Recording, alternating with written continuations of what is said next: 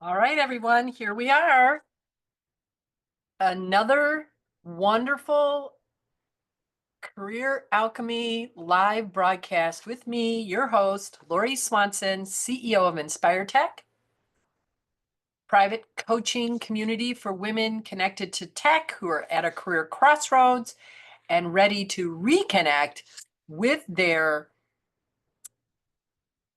most powerful selves, creating careers that are aligned with that, all kinds of those things, right? You can find all of that out at my website.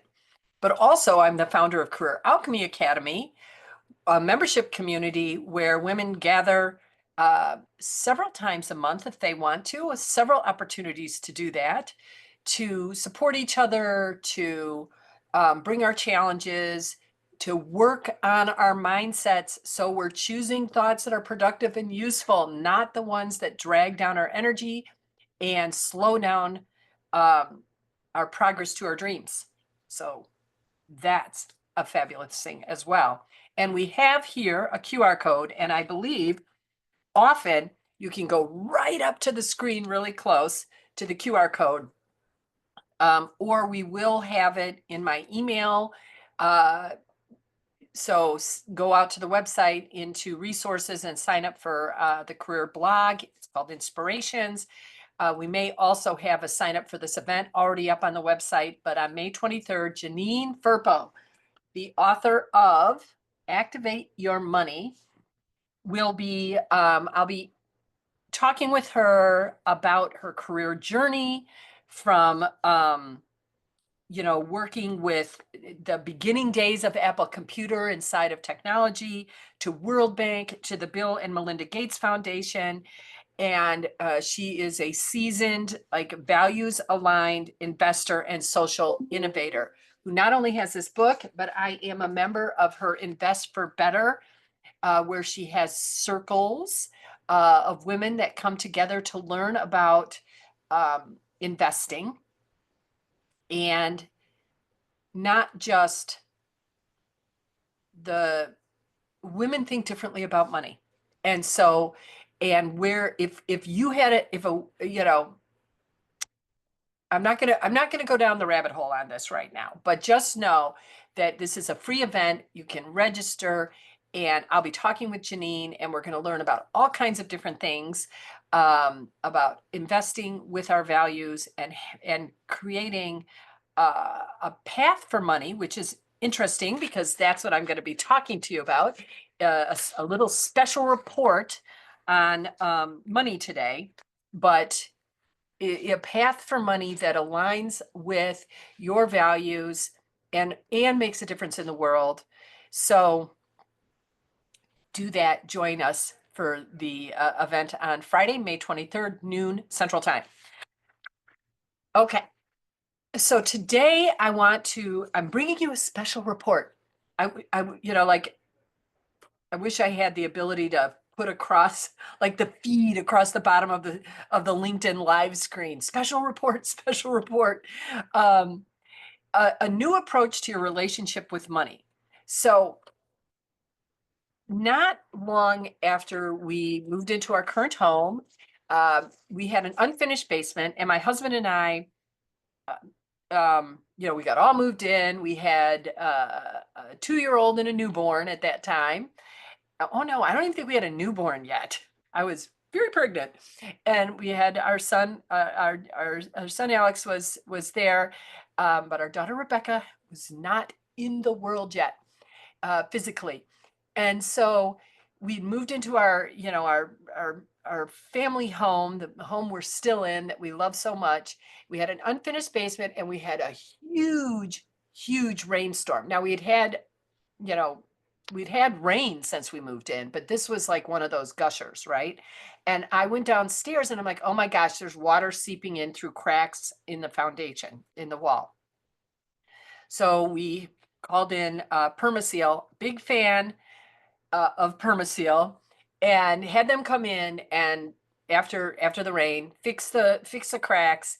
All was well until we had another gusher, and then um, just a little bit of more water came in through a different place. And that's when I was like, oh, water will find its way. You can stop it over here, but it's going to find a path over here. And so Permasil is back on it. And we have not, in 20 years, we have not had another problem.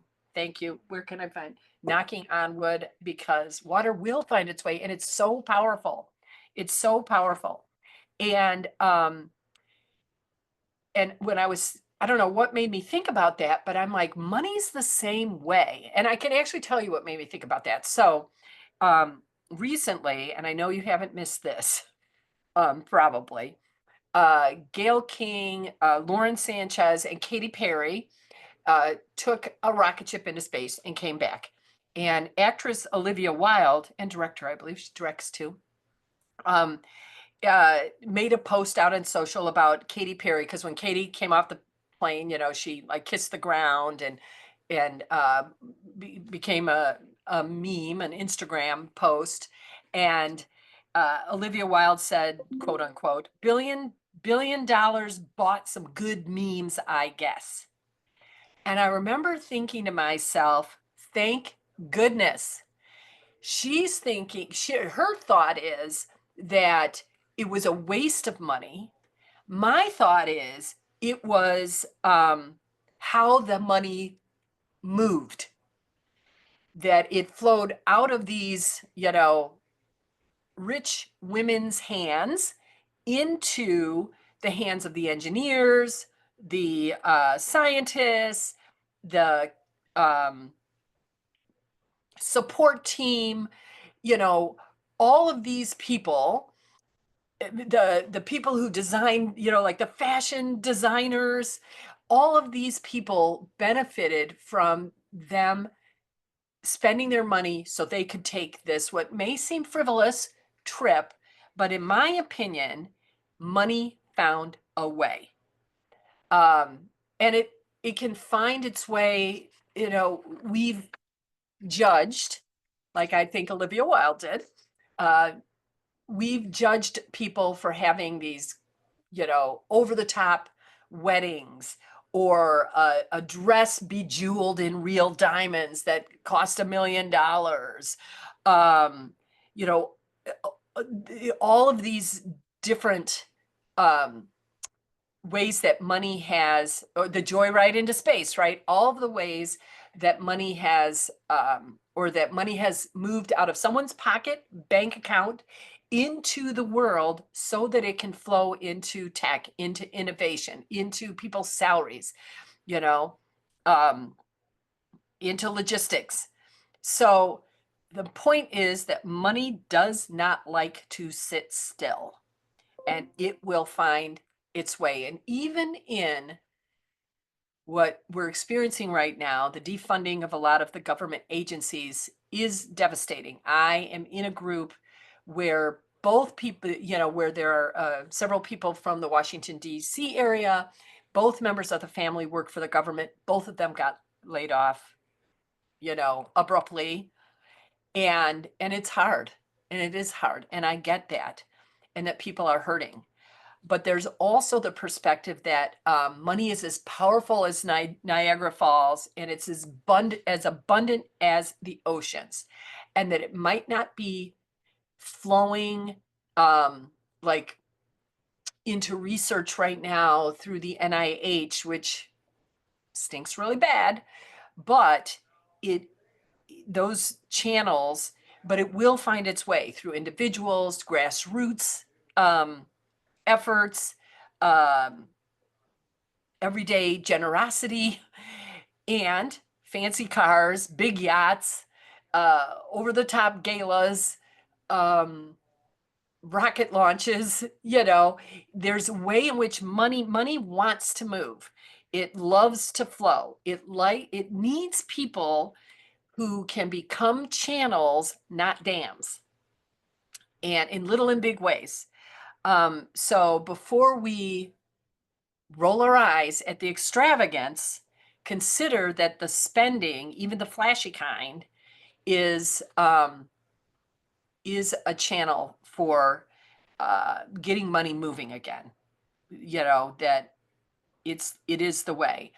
And movement means that money can flow to where it's most needed, into those pockets, right? Of the caterers and uh, you know, the seamstresses and the uh, Uber drivers who are taking people to the galas.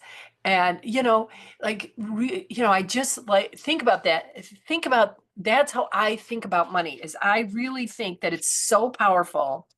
And I believe, I mean, I did a search one time about like how much money is there in the world, and where we can think about, cash as an asset, but there's also, of course, precious metals and so that have value that you could trade, like the use of money, and it was like trillions and trillions of dollars, and I thought to myself, it's essentially unlimited. And I like to think that there is an unlimited supply of money, that I can be a happy recipient, you can be a happy recipient, people who've been laid off can be a happy recipient in some way. We don't know how money will flow to them, but I believe it will. We can, of course, create our own dams through judgment, through not believing, through staying attached to the way that we used to receive money instead of looking for at other possible channels. And so, and so it's really, it's just a different perspective on how to view what might be considered flashy and extravagant, and to really see it as opportunities for money to keep moving and not stay stuck. Uh, Shopping spree, anybody? Shopping spree? I was thinking that to myself. I'm like, oh, so yeah, buying those shoes, like the person who works at the shoe store, keeps our job longer because people are buying shoes. Um, and and so, you know, I'm I'm just saying, if you need a new pair of shoes, go for it. Keep the money moving. And and so sidebar to all of this, and I was talking with my group within Career Alchemy Academy, and I said, you should come to today's talk live or listen to the recording, because there was an interesting um, kind of sidebar to this whole conversation. So normally I don't let other people read my blogs, not because I don't know, primarily because, like, for instance, I need to have my blog done today, and it is a mash of just thoughts on paper. It is nonsensical right now, and I really like. I have it's a soft deadline, but it's a personal deadline for me. Like, if I did it tomorrow, got it done tomorrow, yeah, I could get it done by Monday. Actually, I have all that space, but that continues to add more pressure if I haven't gotten it done. So I like to get it done on Thursdays. So if I were to let someone read what I have right now, it, makes zero sense. And so I often don't let people read it just because I'm up already against a deadline that self-imposed, but still a deadline that I want to meet.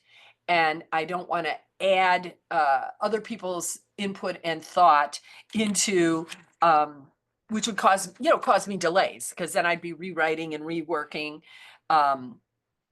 what I had, instead of just going with what I have. And so I often don't let people do it because of just a timing reason. But the other reason that I don't do it is that sometimes they have alternative perspectives, and not that I'm not open to alternative perspectives, but again, I'm on a deadline. And so having a lot of alternative perspectives can cause me to second guess myself. And I want to limit the ways in which I second guess myself. And so, not having someone give me their thoughts on my blogs that go out every week. There's other things that I definitely get input on, and and on some blogs, I'm unsure. Especially my husband, because I might get editing advice. He's a writer he's like a paid writer. He works for a newspaper, so I trust his grammar and his turn of phrase. And so I will ask him from sometime, but even still, most of the time I don't, because I don't want to spend the time and I don't want to second guess myself, because that is, ugh. But just weirdly, someone was at the house and I thought, hey, maybe I'll just have them read my blog, this blog that I was just, delivering to you live on special report about our relationship, a different perspective on how to look at um, extravagant spending, right? And our relationship with money and spending. And so when the person read the blog, they're like, oh, first of all, I don't believe that's true. Secondly, you're going to get a lot of blowback, like all these people spending all that money for the rocket ships. And then why are you thanking them? So here's the thing. In the original blog, I suggested that we thank Gail and Lauren and Katie for spending the money to travel in the rocket ship so that money had opportunities to flow to the scientists and to the support teams and the people who made the cute little uniforms they were using, and the photographers were getting paid to to take pictures, and so I was like, thank you, Gail, thank you, Lauren, thank you, Katie. And after I got feedback, I changed it.